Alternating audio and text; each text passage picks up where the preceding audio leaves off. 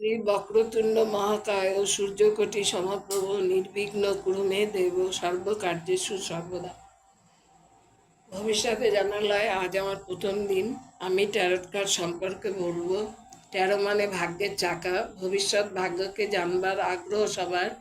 ভবিষ্যৎ জানবার বিভিন্ন উপায় আছে। হাত দেখা, সংখ্যা বিচার, ভাগ্য গণনা, জন্মকুণ্ডলী ট্যারট কার্ডের মাধ্যমে।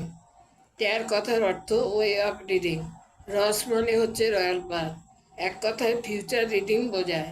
ট্যারো কার্ড নিয়ে যে ফিউচার রিডিং করা হয় সেটি প্রথম কোথা থেকে এসেছে সে সম্বন্ধে কোনো পরিষ্কার ধারণা নেই। 14th সেঞ্চুরিতে ইউরোপ থেকে আসে। এটা ইজিপ্ট থেকে এসেছে বলে ধরা হয়। গাইডেন্স পারপাসে ইউজ হতো। বস্তুর নেগেটিভ ও পজিটিভ সম্বন্ধে জানা যেত।